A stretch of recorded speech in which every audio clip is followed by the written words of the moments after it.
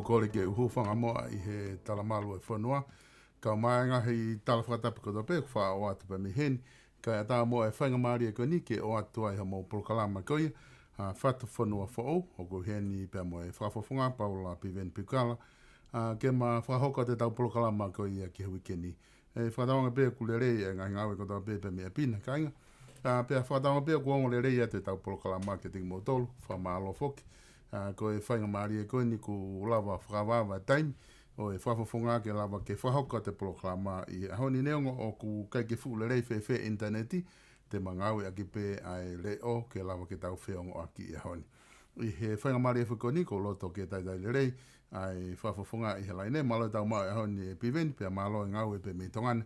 Whewhe hake tu o tongana ki he ahafo o koni, pia moe ngau e koe ko mou kamata whahoko I whale are he ahoni.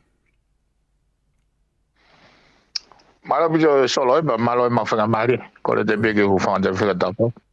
Ko ia na e lere ki I training I Hawaii. Ngai for move mo SPCA. Ha no pongo. Ka ko no o mai be attention ki he attention a ka o fare area fe ka wak pe mo ya mga issue faka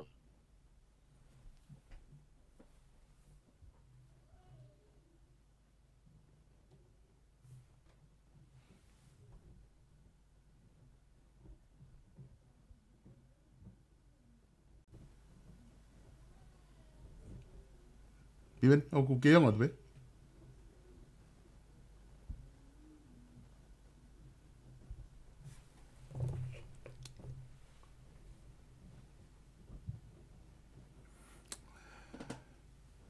Ka te ku motu e lai ne kainga. Ka koe hange koe nā ku whakahātua ni nei he kamata. Ko ma ki I whenga pefoke ma ki ai ahina lava whahoko te polokalama. I he houani, ka nai osu mahina peka maua. I he tōtau whenga Piveni ke lock in mai ki loto. O ku paraparema apito interneti mei tonga. Ka ku tau whatawange pe te lock in mai pe. E lava pe whafafonga te lock in mai ki loto. Ke lava ke hoko atu e tau whatala noa koe I ahoni. Pea kapau e au ke tuunga o ku ikai.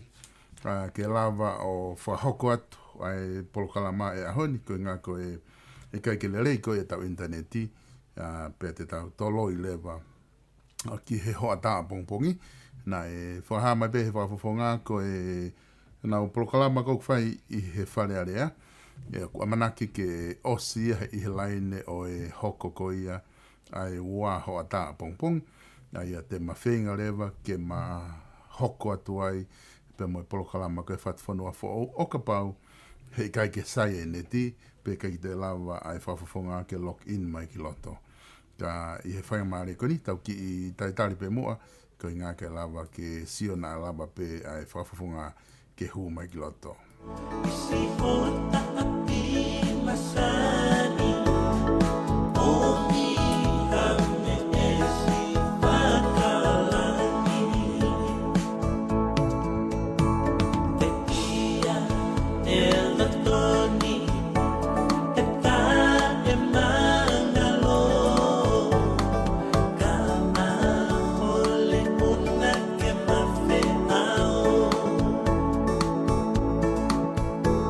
One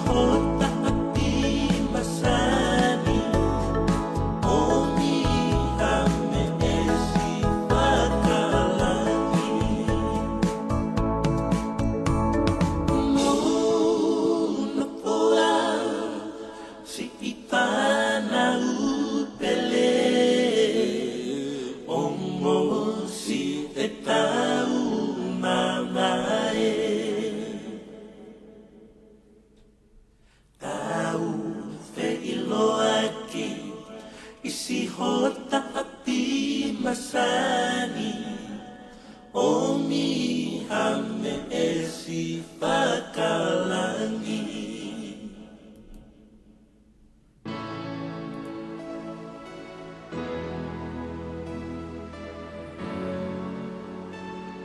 Ai, fona. Go Shaila.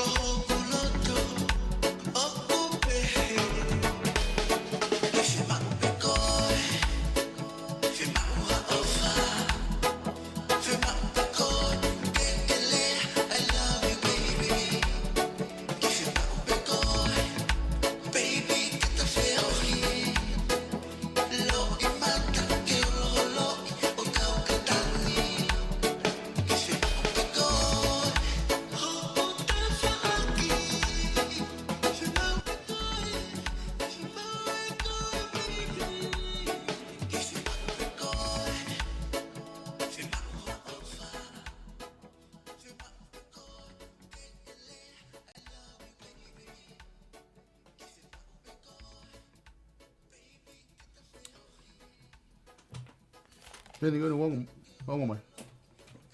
Wong Iya. ko ia. E o tu fo matala mau do amate.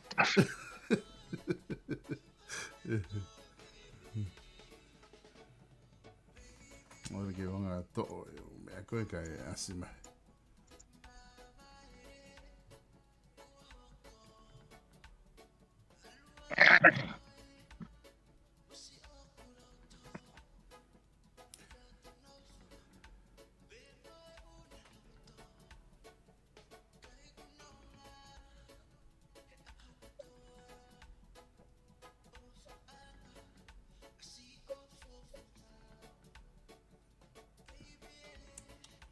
Okay, kona ku wongo mai Piveni, kona ku to ya we. Okay. Ka asima. Ke hoko to ai pe Piveni he konga ko ya, he tunga ko no ku ai ku kamata foke fare area he ahon, ko hai session ko ya ku mo ya i fare area dai nimi. Io. Malo solva kore de biu fa fata. Nagi ui matore ki fale area ko ki workshop me he Pacific Island Forum pe mo South Pacific Commission che. Koi. Ke o mai ngahi issue o whianga i pe mo region mo Pacific ke awareness ngahi fale area mo ngahi role mo function ke mau play as an MP Koi. Okay. Kanai kai ke futola. Na kai ya ta hai kabineti kanai fe paki programa ya pe moe. Pe mono ki hofi ki opening ai opening ai US Embassy i tonga ni. Koi. Ene aluka doga ka minista ya makabineti ka ya dai training to si pe te ble iki. O mau tol pe ne ka fa ngan ne. O kui ka ye kabineti nai to la ta nai. Koi. Ege. Koi tau te kabe. Mona pito Piveni ko kore mo ke taki kamata mai pe mi he tuunga ko ia. Ai ola ko ia.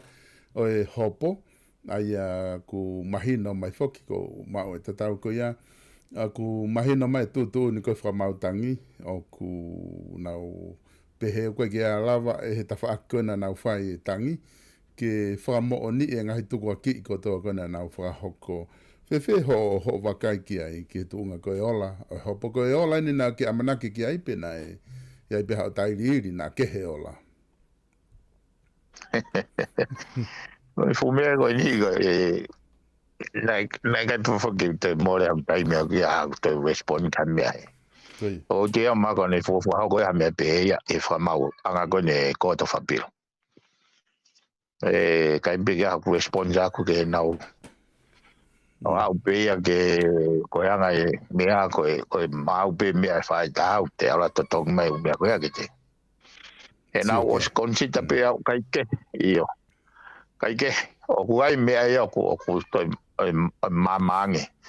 E kusio ai mahuinga koe mea koe professional obligations e ko whakautang ka pau nei kei keu mama whiunga, keu lava mahinoi ai lao. Whakautang ke fu.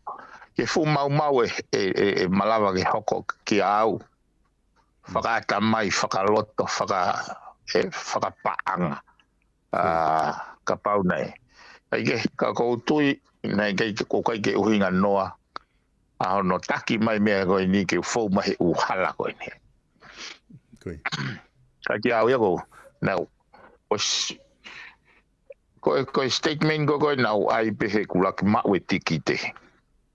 Koe, he, aki pe e kumahino ki ngai kupui lao whae whakailo.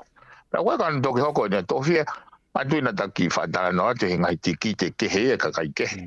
Whekawak mo mea whana, mo e ngahi mea pehe. Mo e ku lau e tikite, o whatonga e koe ke na whetauraki.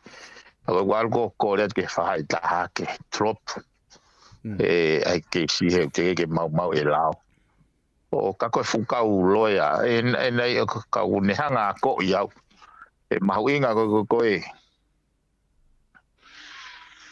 ke etrese tau funga ko ke issue ya he koe anga foke mea ka pau hala so i whana koe tai taha bene ene hala ki peka koe so far he u experience o fukovi au pito o kai ke usio o fualele kai ke ka koe mea ka koe no sai foke o mai nga issue koe ni ki he whare whaulao ke whakatokanga i kina, O vare he kai ke fu mama whiunga. Ai anga e nau sio ke construction pea mai ngahi elemeniti whakalao. In order ke te hanga o prosecute hataha. O kai ngahi elemeniti ke ne hanga o vare au pito, ne? Au penia ki he hopotangi. Kai peke te alai o tānaki mai pe te umore au taimi ke utoi whaitohi ke o ahasa whainga submission. O awen ke a bill document, ai osko te uteu e whai taha nau keisi. Paure o te alo totongi mai e a bill document ko ia kene tokonia ki tae te alo. Kaina o vare a pito pe au he kusio ke u mea koe ni. Ko tui pe mana ko uhinga pe na fotuto pe ke pehe, ke aware, ke foi fraternity, ke foi industry, he kona moni te tātou ka koe e whakaukau moni, o ko kei whakatumtumu pe of how and why, o ko malawa ke hoko mai pe, ai tau whehi a, o hao pe mai newewe ko ia fau mai he fufo i legal system. Awan ke tampota o kei malawa pe. Hangi o ke hafo i hawhainga filtering mechanism ke nau ke tau pehe. Koe ke nau miti criteria koe. Pea pu aki atuai he. Ka whake ko lau ko hae ko ngoi ke he ola ko me pe ko ngoi e ko ngo stia he no mai o mai veve ke tutu aki ai ka ki te au o hangi pe ko o ko yanga e na wa stia Koi. au mo ni lau ko me ko si fa mo pe na to ko ke na ilo na me fai Koe hopo ko tau pe fok Piveni o koe kia hopo ia pe he ke ta whanga whama a tau ngau e ki ai. E koe hopo ko tau pe ko ngai hopo he ku wau ke whama o lahi. A weni ke whama o tangi, ke whama o tapo taha i e whanua o ku ave ke ai hopo koe ni. Pe koe fume a lahi o pito ia. Kana o mao ia me ngahi polkalama na ta whakahoko na ke whakatata aki o ku maa angelai pe paskareti ia i he mamafa koe ke simu. Ki whatata ke hange koe ku ke whamatala ki aina kai ke te hela ia koe i hono totongi mai nau pepa ko hihe na ke whalala ku na kai ke whai ai e whaila ko nehe loto hanga maari pena e kai ke hamea pe he ia na e whakatau mua ke bribe he koe ka veinga whuko ia whai hopo ka koe tuu ko he tai nimi o ku nau kamata lau hi foe ai tuu ni koe whakamau o stara mai pe fei konga o fei tutu ni ulaki kana na o mai na tolu ia na e kai peke malava ia complete absence of proof ia kai ke lava na tolu ia o proof ke whama wanga ai me kuna na whahau koe na tangi pe koe loia foki na whahau koe ke tangi ko Clive Edwards pe koe iloa pe ia he kakai tahaene ka tangata eiki kuna whama tua i he lao i he tau sistemi ko ni whamawanga i tonga. Ka koe peke lava ia ke pehe ke ikuna ai neongo koe loia le rei apito ku ne whae te hopo. Ko ia, fume ko nina o si lave peo kai o i whao tiures. O bai pea klaivi. Kana o si na e mahi no pega teo. He ko kapau e te whakarea wharerei pe into layman's term a tutune ka whakamau koe ne toko toru koe ne. Te nau pe mai pe koe fuputa veve na o mai.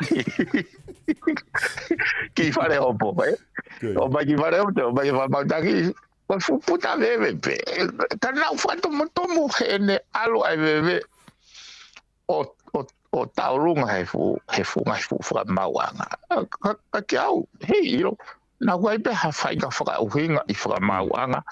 O uhingai he ke au ia it's a technical area o ton he te tate me ko ni ko osko e kulaki e failo ko e au a sengsta pe alu pe au fai ka to pe me ki he hopo me he ka tikite ke ai fuakava ka framoni ono foto e kisi ke ne ke fe taula ke framoni kone osiko foi hopo kana mama ko ata mai ka we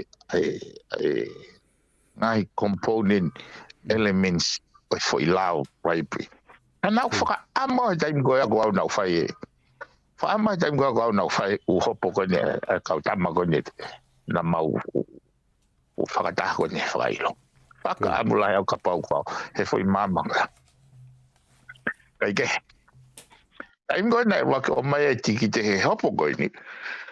Na foi frasio pe elementi te una hanga o tana ki mai ke na famoni. Si te ke fu ilo la hea ke me falau he ko no inga ne o si o mai ka fa mau tangia ko na se hala ki fa mau anga lai ono ngawe aki a standard of proof ko balance of probability. Pena na wa fanga tuku ai pe ai ia fa hinga ai how he kai go ke na uriri go standard of proof ke alu go ke reasonable doubt pa go fo fa ilon e fo standard ko ya ia uia he whakakau ko ui ko ne riri o kriminolo o ko ai to tono ako to remain silent ko mal ko wile me show TV sio paiwa le ke ka vega ko pa wa ka ya o exercise at pe ya kau ui ko new standards of proof ene beva o ko activate au ko right of silence ka tuang ye vai da ge nau build he ko ngai nau soi fa ya o kai ke ha me aya ne ngoi nau mai me nau opinion me nau kau me na hoko kau kai ke ha me aya ke ni hanga substantiate ke ni hanga o kana kau be mo o vale he tola he kau loya na nau nga we ka ke tatau nau sio maha akusio Neo ko me na ku sio ke ai pa o ai ki tai mi tau ki fa vi wa ya he tola ye pe ka ki awe na ku fala la ke me na la va sio ke he ko tui ko au pe na o hanga o hire ki me ko ni o confident pe o ya pe mama fa ngai pe pas ke le ti e ko whakakau la ko hala me una usio ki ai whakakau ke me o mahino kau kai ke al foko iko kana kai ke amanaki e to ya o hopo go ni ke kota fapila ke o amanaki ok ka ko time go na ka ko fu approach pe ni ago e hopo go ni o time go na mahino go a bill pe au kai eu to ganga ke pe ke fukate ki mai ko foi email mai pe mai ke bea ke I read my ground of a bill ka ja substance no substance au pe mai pe ko ve yo waste my time o fe go to mai go ke go mau transcript mau booklet ke wa to tonga pe o ha he ko uhinga o kuai o te au he whakaukau o abuse process here. This has me wharearea me perspective ai whaulao to tonke address for process ya koe. He ko anga big whakaukau. He ko me na feila ko he whamaulai feila ke o mai ha mea ke tala mai wo mau e lao ko ne algo ke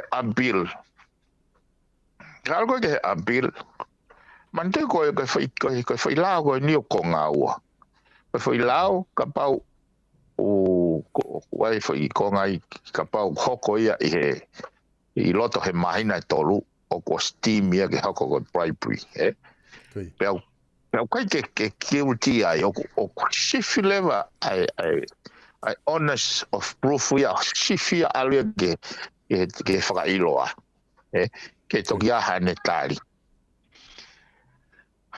kai ke hanga he foi mea goia o to'o ai whakau ai mahu inga kua pau ke prove ngai elemeni te lao e tolu foi ngai foi elemeni ko lau na ta fa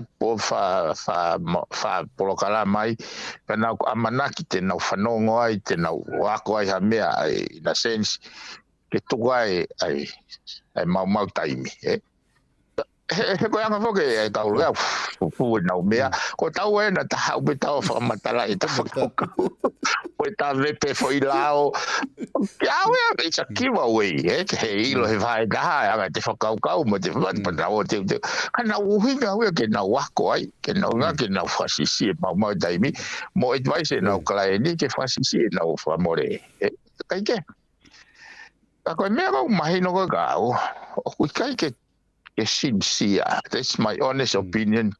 Enifu. Doctor, ngari koviange ki au ya. Ai kaulo ya he foi tutu ni fo mantanko. About te na ulau falere. Hange ni una te foki na toria ke criminal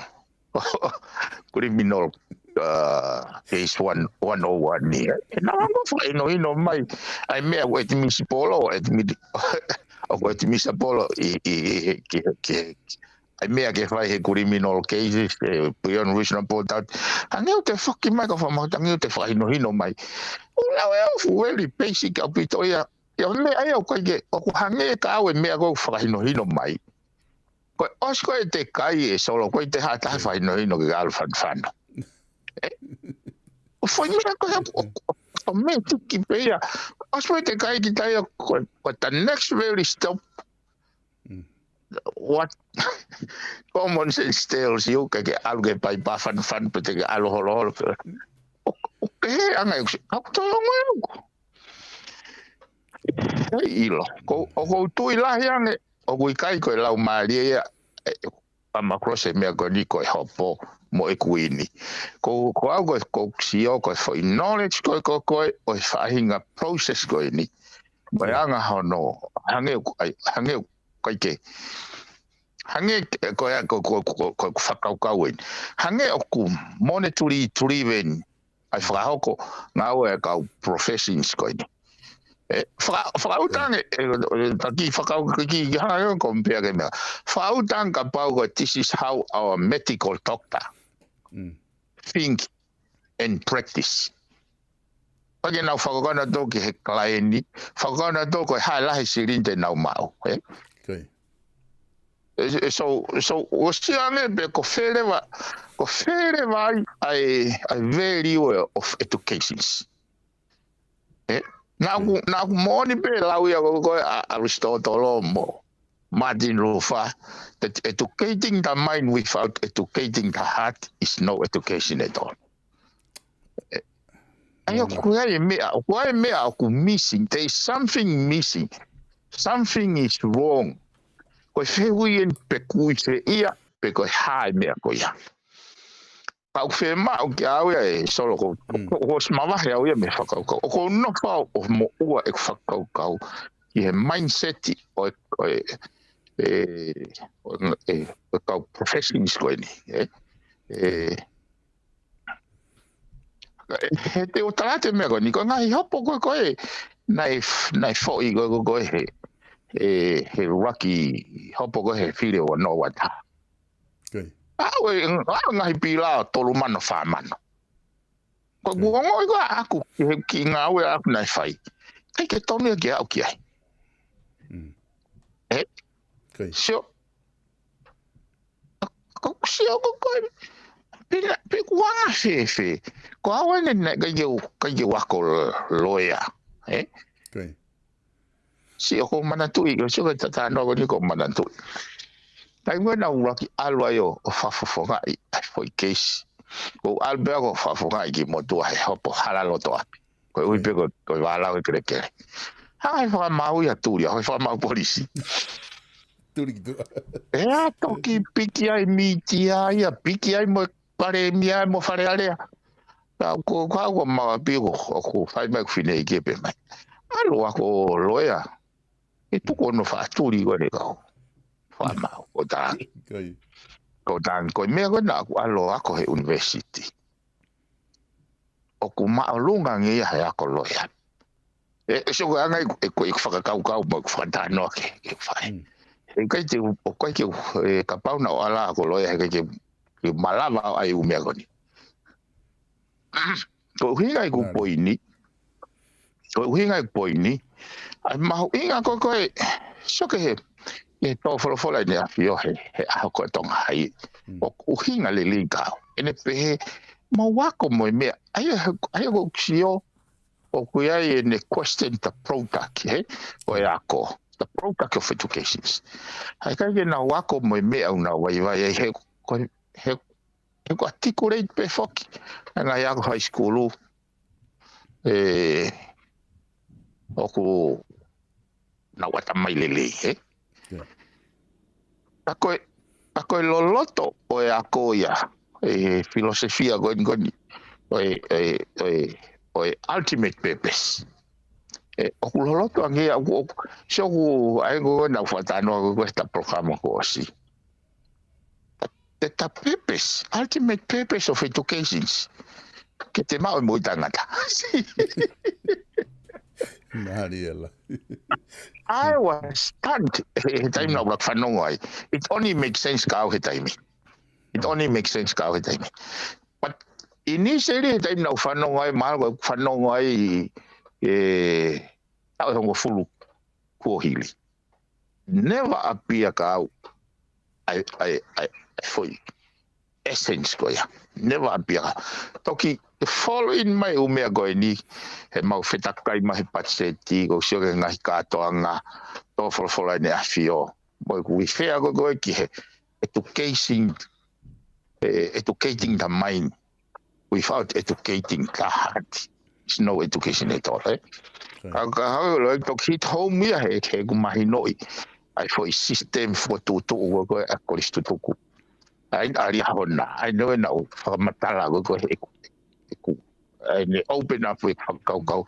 Ka goe toi reinforce pe he mea goe ni. He whai he tutoni goe ni. Ai go sio koe foi dimension ni e nia. Hopo mai malohi. Koe foi dimension ni au ne te enlightenment tau tolu ke foi higher level of dimensions. Okay. Kau go very peaceful be he. Kai go peaceful au he ola hopo. Peaceful au he foi enlightenment o ko lava sio. He has something beyond the milk te ako na kaya te ako ane. Milk te ilo that you did not know yesterday. Okay. Ke mahuinga whoki e whai hopo ko ni e Piveni. Ange koe ke whamatala ki ai, koe fuafua hopo ni au ku whakailo te mo alo rewa he bribery o whai ake hopo i he kuminolo. Aia koe tuu koe ni koe hopo mahuinga pe hoko ia, hange tau wha ilo i hoko ngai hopo ko toa pe ku whai i he ngai whamauanga maalunga taha koe president ni ia ke ngai whamauanga koe. Mo toenga ngai kesi koe whai he kaha u.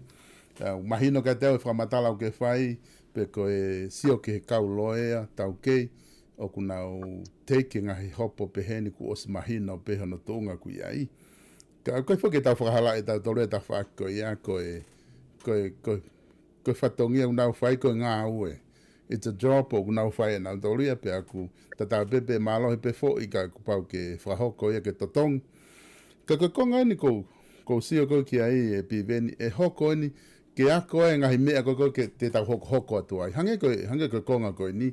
Nau se hifo taha tu ni nai behe. E whamau ke he kau.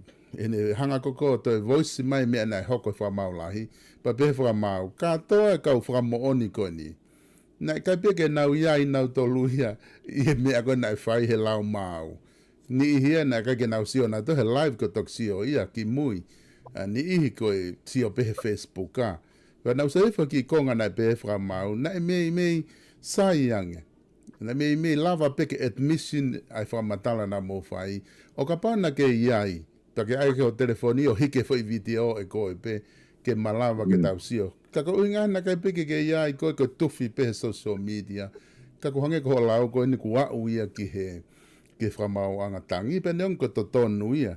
O mai ki he taha kotoa pe ke tau ave ke whamau a. O aloa o ke whamau anga tangi ke mau ta whamau to tonu. Ka ko anga tau sio ki he. Wakai goe whakamau tangi ia. Hala ke nau iai. Kai au pe keisi ke whamau tangi, he? Ko ia. So koe au ia, from perspective a reasonable doubt, eh? I prove beyond reasonable doubt. Me criminal perspective. Ka koe ke admissible. Hame aia me interneti. Me interneti. Kapau kai ke hanga. Kapau ke hanga salmon mai tamago koe nani hanga whai foi video pe koe he. Koe mea whukai nei whahui a kai ke nana tolo o sapina mai kau mea koe na nau hanga pose mea. Toki ilo pe au he lere koe hopotangi. He koe he lere koe I whare hopopa ko pe mai he kau whamau e kiangene ke loe. Mga whiwhi ene whakaukau. Koe mea koe ni nei hanga pe he whamoda se miso po I o tala mai. Koe mea pena ni hanga o download few days later ia nega ke sio ia me o tala mai o etmisa polo ko to kilo pe fuga ka yo hanga ilo pe ia o veri tipea to kilo ai ko lau ko ka wa mau una fra baba pena tolo ko so ko foi me go ia un to fe ia leva fa madara ko fa mod go ni o ia collection university ka wa mau but then we got busy body se mo ke na pe mau taimi ai me na fa ia ai ko kai ke na fra ke fok na do he le to ko hopo ko ospego ko ke na tari mai o me ko na pe ko u critical element ya ko na to ke na build it na ke si ke pa pe ate ale ba mo mai ve ki fare ni na wa ya ke sa ton pe ke fa ma que strike out de hopo he ko ve ke na tuang be fa ma wi alu kako marie ko ne alo tokia o ka fa mau tangi o to tala reinforce by pe ai foi meta tau pe na ku si o pe ke on day one ke la but anga fe si o ko tu ko ni Piveni na ke na os fa mau lahi na ke fa hoko fok he ke abe ko ha o ke totong ha fa more me ngai me pe ko nga ko ni I pe ni mi he va henga tonga fitu na mo fai ke hopo ko ni ko ni wa o ke he fra mau anga tangi ko so hi fo ko ta ha ya tu ni ko fra mau anga tangi e fua e ki na tolu ko na fai fra ilo ai fra more ko to pe ko ne au fo ki fra mau anga tangi ha fai nga hopo ko fra more la hi ya Piveni fai ke ngata pe e ni I ko na fai fra ilo ka fra more me panga tu hau ki fra mau anga ke set up ko ka fra mau e to ko tolu te na fai fra mau tangi ke lau ki ai fra iloa mo ne fra more mo ne loya ta talaki ka ku ia he tu ni e fua e he ni ko na fai e ta talaki ai ngai fra more ko te ke ngai fra more ko ia pe ku te ke fra kau ke Gauia solo ko mahino ka te na ke mahi ka fa mau ia ke wa me ko to kan ke na ai ke waste ia ai no abuse ko fa I ka kiau at this very stage o ngo ia ko mo au ke ka fa ilo o ko peacefulness ko mau he foi dimension foi space ko ni ko kun enlighten exio mo fa ka mo cloud mari I would not have achieved it na kai ke me ya si ai kane I kai ke fa o lo to tau fe ia na to ai o to ton ke ala o saute na do ke na o ke mau kai fa kai he ko te ko fa malo au ia money cannot pay you back money he ke lava he okay le foi peacefulness ko ni o ku hanga he ta bebe hanga he o tu afkava wa ta mai it foi dimension that make me enjoy beawia ai ya we ke lava he panga to ko fa malo wa na do he no fai pe wange go lau wange be mon be le me ecology fa more be na do wa ke na wi le na me fai but yeah it's more rewarding ka we it's more rewarding ka we in spirit and in mind ai me a go lava sio ke ai he u fai ngata ga do fu o to me a go ni o build around me ko ha ko me fai mai he fai ngai di e ku na fa no fa le area mau inga ko ho fatongi e fa le area u fai compare ke na ka quantity na mai o mai ke na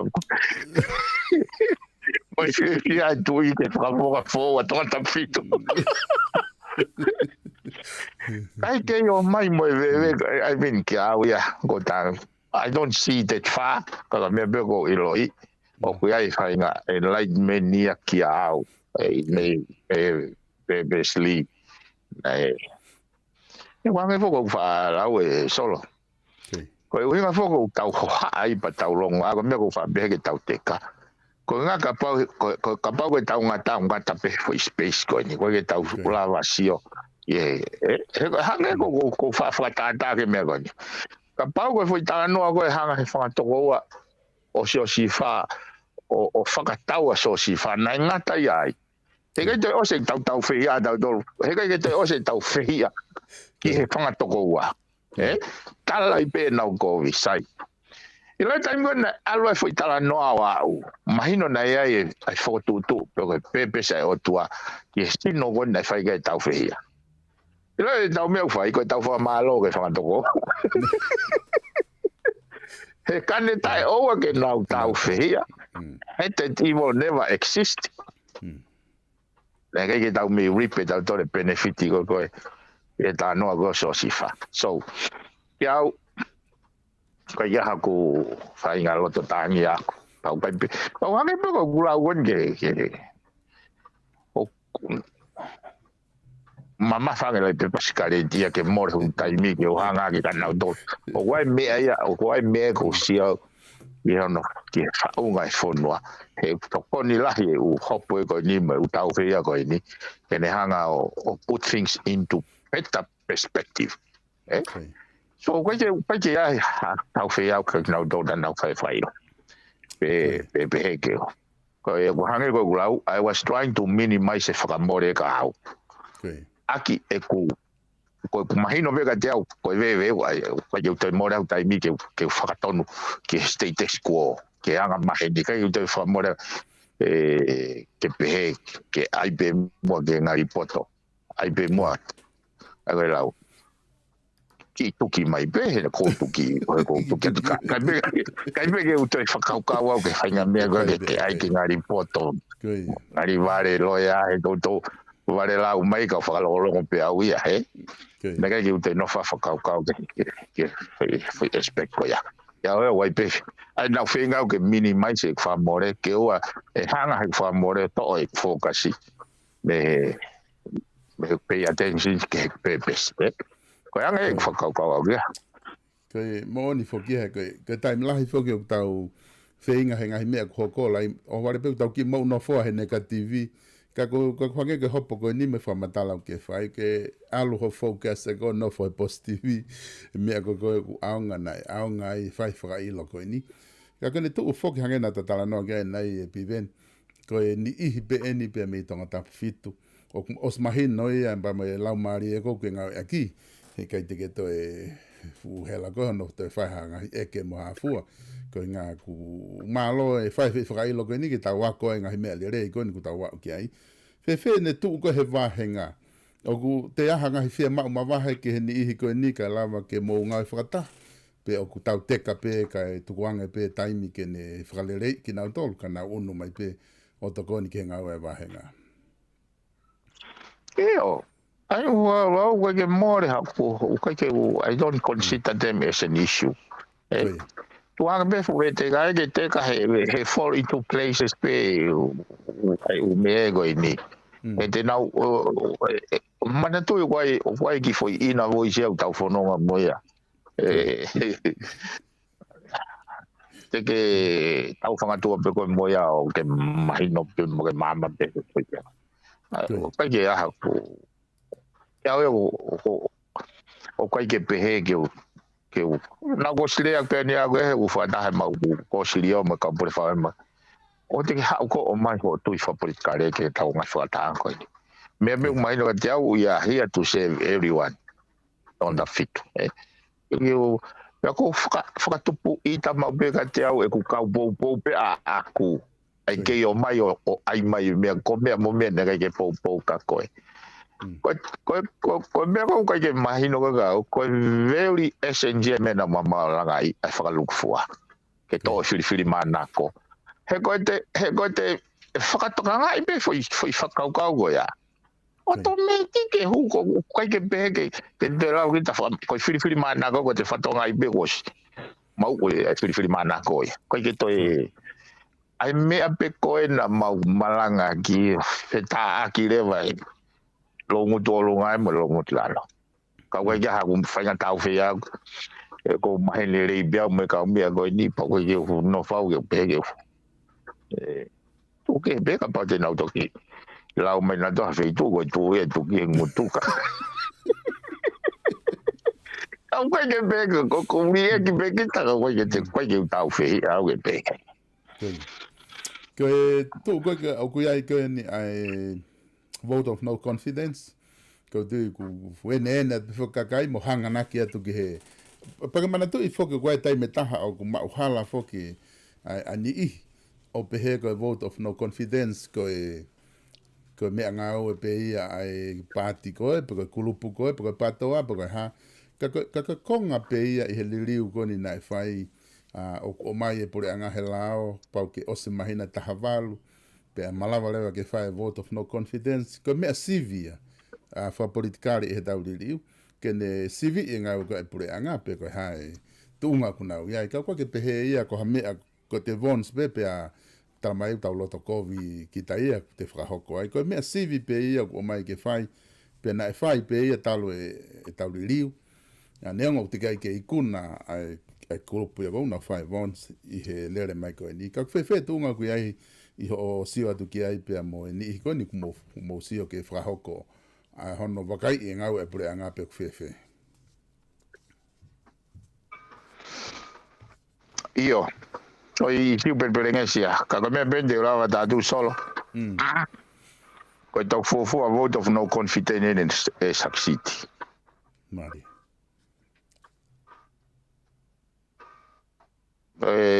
Mantui pego e ko ta fononga mai tawa ta pe ta ko hopo ko ni mo ua e ko hopo ko ni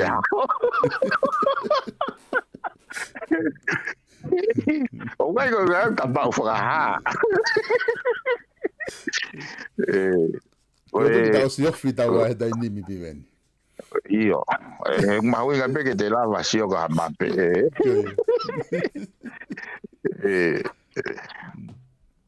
ya na ta mai ki newspaper monite ke ga wa pe mo ko kutanga ko yo fe ta no mo ko ge me go ya ka te ta ta me go ni ko fu vote of no confidence in succeed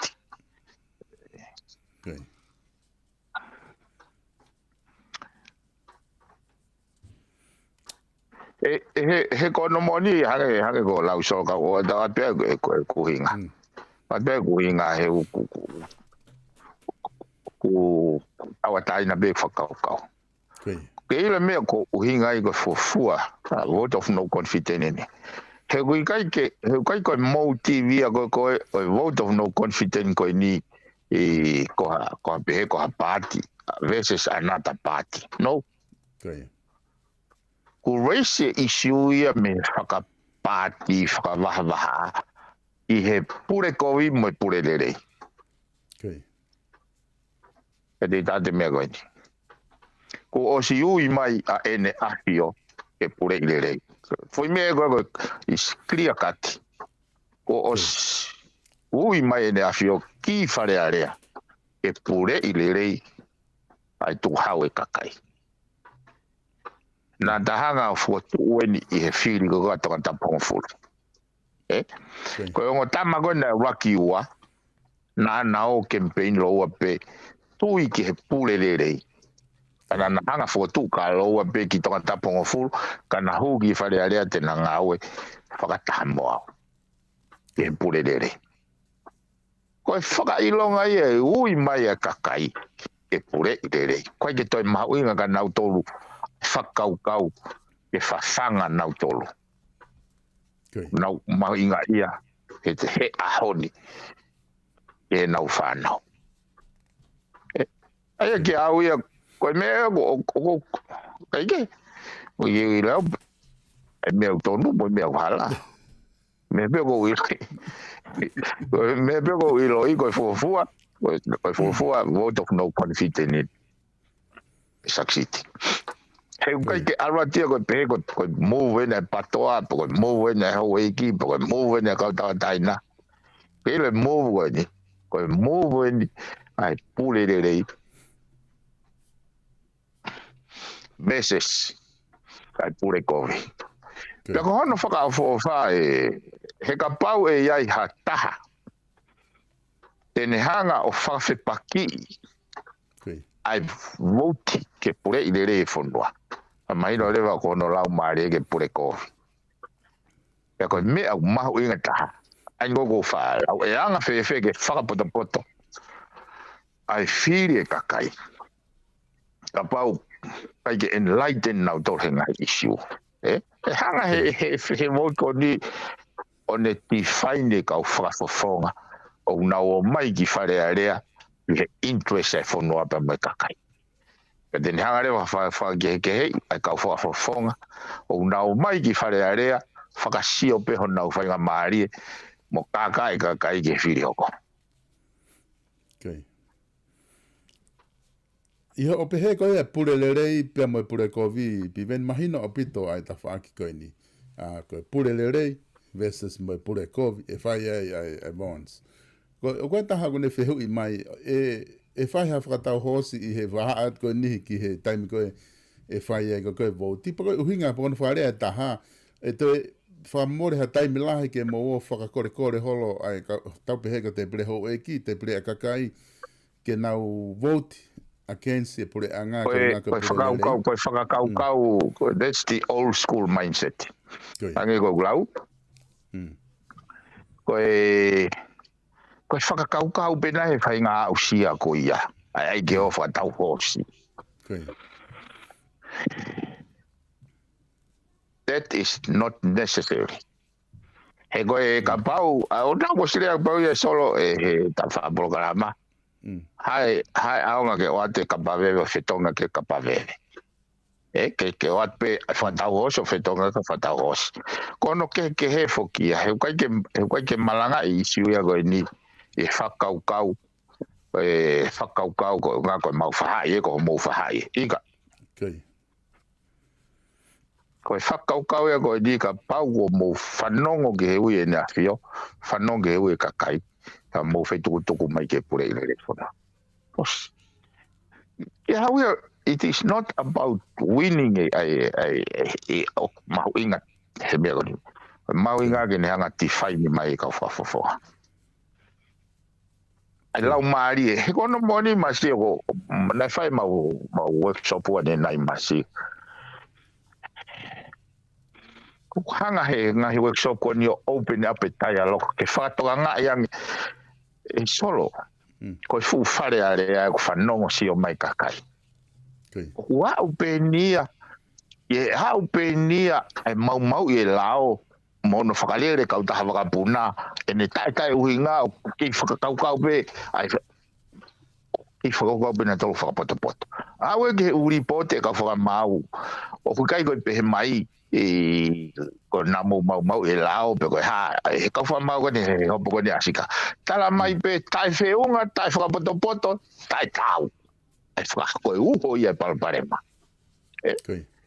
mo ngahi I me na ka je fe paki pe ka we pare mia mo ne ka tala mai confidential ko tu ne fa mau ko hanga pe ko o skuta na se foi me ko tala mai ko ka tu ne fa mau ko mau fa ka pe so una mau na toria ripati ke na lohia ki pe na tore fu ka kai fonua ene afio tamo fu fare area ke hata haya ilifia ki ai me ko uhinga ko ki ai educating the mind without educating the heart he kia au hala mo ki apasia taha he kusio go ha we ke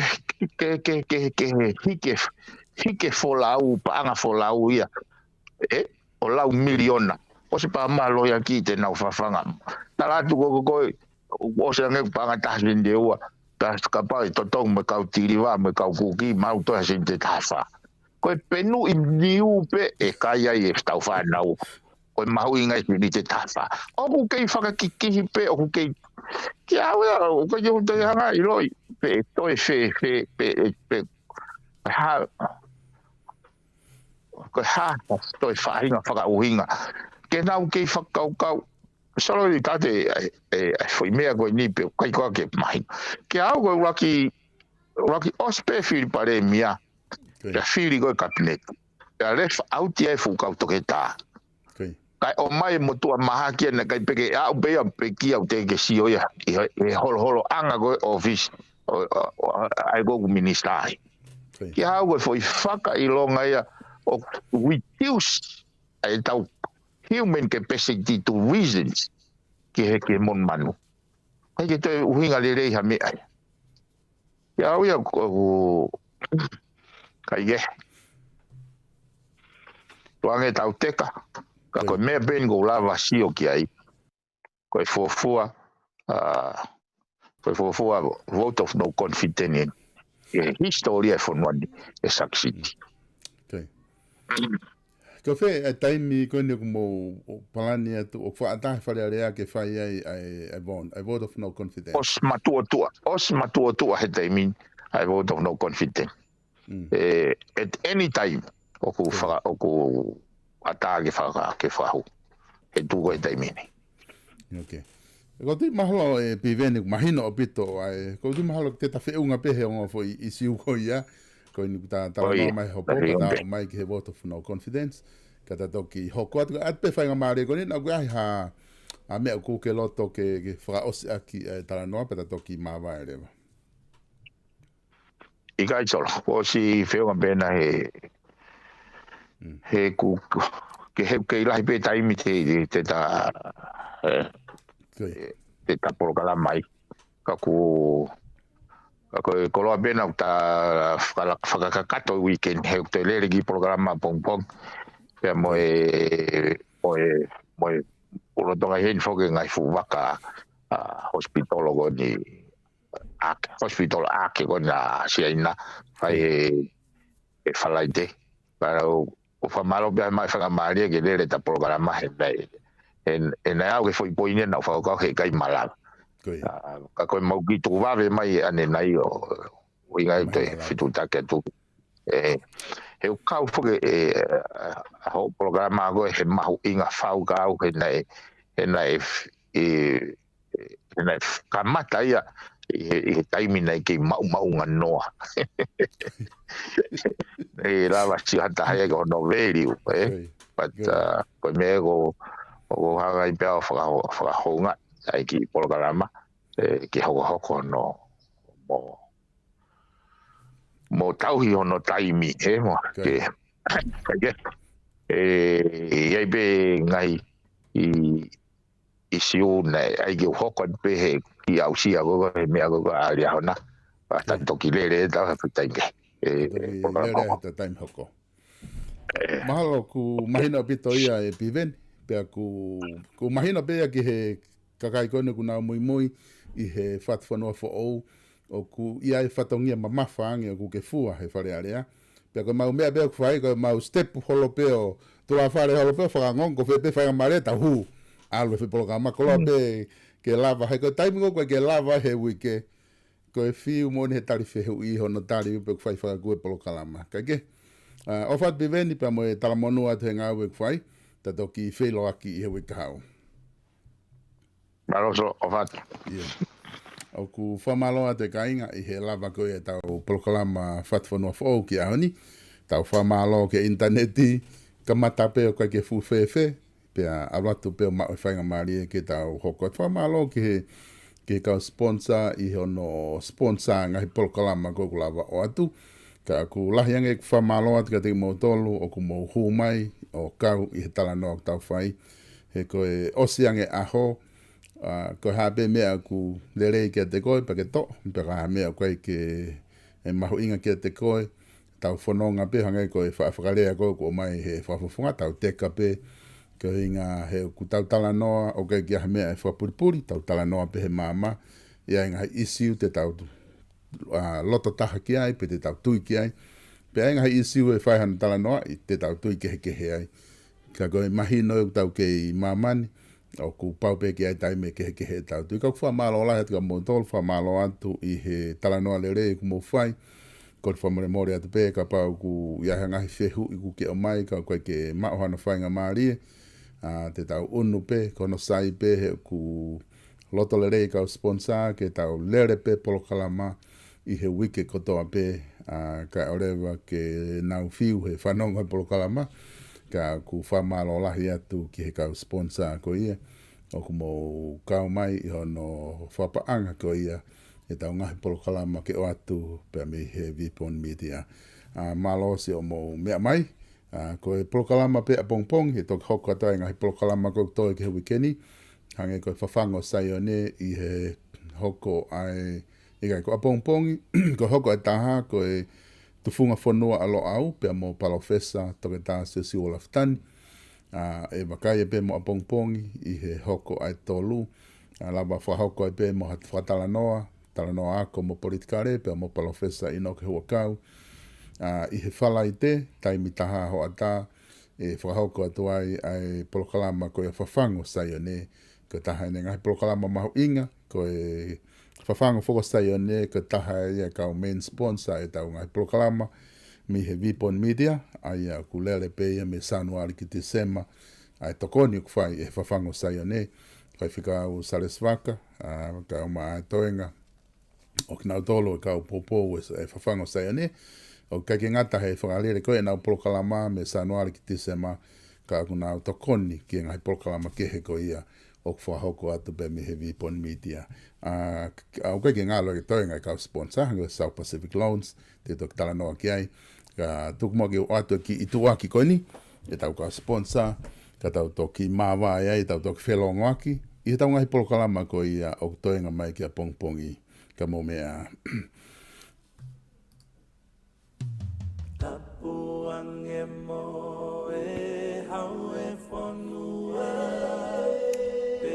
ko e South Pacific Loans, ko e taha whoki ia kau taha finance, o ku nau toko ni mai he tau ngahi polokalama ko toa pe, aia o ku whahoko atu pia mei heni, tau ene tolu, o sene tau tolu e toko ni a Starek Tupou, pia mo e tau finance ko ia ko e South Pacific Loans, ki he tau ngahi polokalama ko e whahoko atu pia mi he Vipon Media, pia ku whawhiawhia na e whai ai ki whataha, pia mo e pulelahi ko ia, ona ko e kau taha, he mo kiki, i he office ko e South Pacific Loans i Manukau, na e whiawhia o pito ai pule koni, i he whengau aki kua whai, pia mo whamalo ia ki mautolu ko toa pe kakai, ko mo mui he ngai polokalama, ai Vipon Media, pia lava ke alo ai mga hitu aki ko eni, ai kau taha ko eni ko e South Pacific Loans, i loto Manukau, Cavendish Drive, whika ua, i he Cavendish Drive, ai na pasi atu, ko e kau taha i South Pacific Loans. Noa walunge au, walu, hiwa walu, te ke lawa pe o whetu taki ke stareki, pe ko taha pe o kau ngau e ko ia i he South Pacific Loans. Oku nau iai, ke nau taritari koe ke whahoko hato koni maau i he no. Koe kau taha no e ni o ke he ena te whahinga kau taha. He kapau o ku ikai uhinga le rei, ai no ku ke whai e talat pe stareki mo mea ke tuku he te ke whahinga ta iai. Kapau ko e whahinga ku ke whai, o ku matu aki mahu inga, pe ke very desperate ke whahoko ia, o whatatau pe mai polisi ngā ue kau taha. Ka kunau iai ke nau tokoni ke te ko iha whainga taini pe to o telefoni, o ke tala noa ki a Starek Tupou. Ihe noa walungea, walu, hiwa walu. Ko e tau wharikai ko ia, seafood ko i Heaven Kitchen, o kunau hiki mi hitu asila kunau iai, te toki o atu ai whakaikiki ko ia whetu te nau hiki ki ai, ke nau kumi, ke hawhetu te lahi ange, ko i ngā fupisi e nau ngā ue, pea o sisi e whare koe na nau iai, o kunau whea mau ke whakalahi, ai ngā ue kunau whai. Mana tui koe mea kai tahi enu, moe flavor ko unau hanga o whau, au koe i whatu. Whetu taki i he telefoni, no ua taha ua fitu, walu ono, hiwa ono, o rea ke te ngā tolu, te nau tokoni ata silia ke te koe, iha o whainga whia mao pe i Heaven's Kitchen o kunau iai ke nau tokoni ke te koe. Koe tau kautaha koe ia ngahi pe koe ngahi uka mea koe ke matapa, nare soni professional welding i tongata fitu o iai tongata koe ni, te ke lava fitu taki ai ha whahinga fia maa ka kulahi hono hai ho api koe fōu ngā pēna hange koe nau nau whai ke page fashion store koe nau hanga o fotu ai koe nā ke malu ho koloa o family ke oa nā uesia ki nau tolu i he wheitu koe nā o kunau iai koe tu uia ai kau taha koe ia Nare Sony Professional Welding koe whika telefoni fit wha noa nima noa pe koe fitu wa noa valu fitu wa noa valu fitu koe hoko ki ai koe kau taha koe ia kau taha koe ia ai Page Fashion Store i loto nuku alofa ka inga tonga koe tau ta e naku o watu ka pau na itikai ki whanongo ai lava lewa ki ai na ke tō mui hange koe lau ai whinamutu a me tau pe mimi hapai hau ke tau laka mo kuonga koe uwala ko toa watu he Page Fashion koe uwala ka toa pe ia i he kuongani alu kia i whataho a walai na ke tō mui o na ke whakaukau ko atunga lau ai tuu ko ia e tau wharikolo a wala Page Fashion Store i loto nuku alofa o kulawa koe na whia telefoni koe ua fitu tolu nima ono pe koe valu ono nima tolu ono ua fitu tolu nima ono pe koe valu ono nima tolu ono o ku whahauko mai mi he Page Fashion Store ke whahauko ati kati no dole nau whamalo tokolahi kakai ku nau whataua i he Page Fashion Store ko ingana nau mamata i he polokalama ko ni e Fatufonua fo o me ngahi polokalama ke ko o ate di media pe a whawhewhia o mo wa o angi ki ai o whatau ho mo wala haurewa ki ai o ku lahi ai ngahi wala o ku o ngā he kai tike te mao e ko i wheituku ka koe Page Fashion Store pe i loto no kalofa fika telefoni ua fitu tolu nima ono pe koe valu ono nima tolu ono telefoni o ku taital le rei alini pe mi ai kene sevi koe i hao whahinga fia ma ko tau live stream ok tu mo lau ka pau ke fia ma o hao live stream i loto o kalani pe ko fe tu i no slani telefoni mai no wataha ua no anima no ono no fitu ka pau ku ke no slani o ku ke frasi hol hangawe ke ngawe ke ma o seniti ke foket mo ki tonga pe ko ma o seniti ke tokoni ko family telefoni mai fika tatau pe no wataha ua no anima no ono no fitu na lawa ke tokoni ke te koe ke ma o ha ki seniti ai ke tokoni ke te koe mo me anga tau toko whilongo aki i he whainga mari e ka hoko mai